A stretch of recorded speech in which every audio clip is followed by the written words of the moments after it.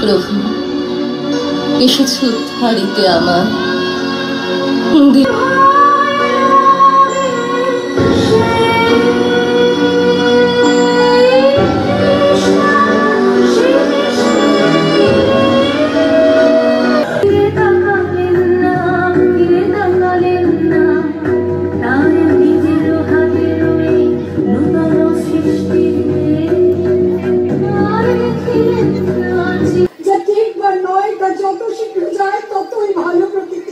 আজকে যে স্কুলের ছাত্রছাত্রীরা এখানে মঞ্চস্থ করলেন এবং এই অনুষ্ঠানে যোগ দিয়েছেন, আপনার সেই ছেলেবেলা মানে আপনার স্কুল জীবনে আর আজকের ছেলেমেয়েদের স্কুল জীবনে পার্থক্য এবং আপনার মনের অনুভূতিটা একটু আমাকে এটা তো প্রকাশ করা অনেক কঠিন।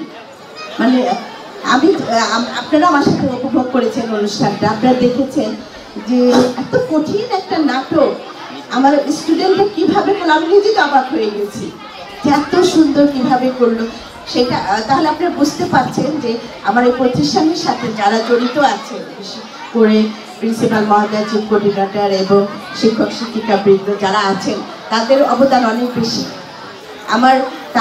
তাদের শিক্ষা কিন্তু আজকে এখানে স্টুডেন্ট এত সুন্দরভাবে করতে পেরেছে। তা আমি মনে করি আমার প্রতিষ্ঠানের সাথে যারা জড়িত আছে তাদের কঠিন পরিশ্রম অধ্যবসায়ের কারণে আজকে আমার সন্তানরা, আমার স্কুলের শিক্ষার্থীরা এই সুন্দর পারফরমেন্স করতে পেরেছে এবং আগামীতেও তারা আরও ভালো করবে, এটা আমাদের দৃঢ় বিশ্বাস। হ্যাঁ, আর চন্দ্রালিকার পিছনে সব থেকে বড় অবদান হলো মিস ইভা।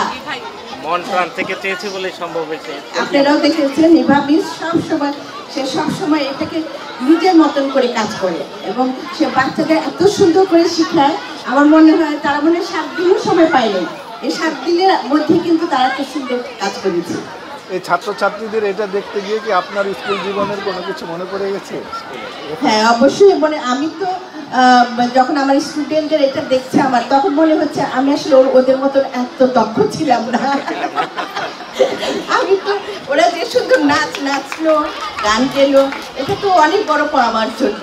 আমরা তখন ছিল আমাদের একাডেমিক আগে, তখন আসলে চিন্তাধারা একটু অন্যরকম ছিল। আগে ছিল যে না, তোমার পড়াশোনা করতে হবে, তোমাকে ফার্স্ট হতে হবে, এটা কিন্তু মা বাবারই ছিল। আমাদের আব্বাকে দেখতাম, আব্বা বলতেন আর কোনো কিছু শুনবো না, শুধু পড়াশোনা এবং ফার্স্ট হতে হবে। তা আমরা প্রতি বছরে আমাদের একটা করে পুরস্কার থাকতো, ফার্স্ট হতাম আর আব্বা একটা করে পুরস্কার আমাদের দিত। এটার মধ্যে আমাদের সীমাবদ্ধতা ছিল। তারপরেও আব্বা আমাকে গিটার শিখিয়েছিলেন, আমি গিটারে শেখাতাম, কিন্তু পরবর্তী সময় ব্যস্ততার কারণে সেটা আর করা হয় নাই।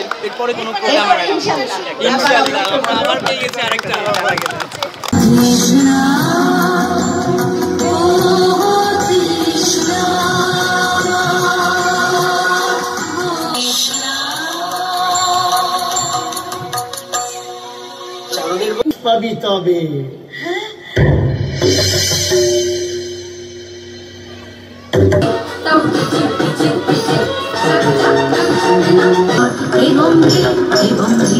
নীলঞ্জন ঘন কুঞ্জ ছায়ায় সমৃত অঙ্গন বনলক্ষ্মীর কম্পিত গায়ে চাঞ্চল অঞ্জন, বনলক্ষ্মীর কম্পিত গায়ে চাঞ্চল অঞ্জন, ঝঙ্কৃত তার ঝিল্লির মন্দির, ঝঙ্কৃত তার ঝিল্লির মন্দির, হে গম্ভীর নীলঞ্জন ঘন কুঞ্জ ছায়ায় সমৃত অঙ্গ, হে গম্ভীর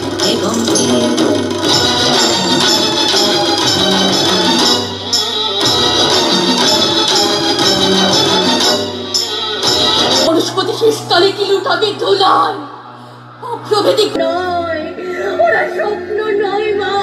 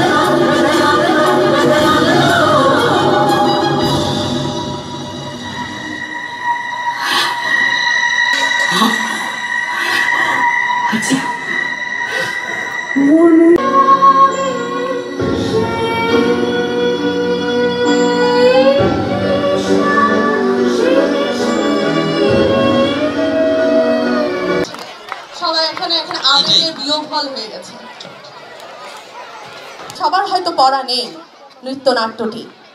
মঞ্চে যেভাবে উপস্থাপিত হলো আসলে এরপর আর বলার কিছু থাকে না।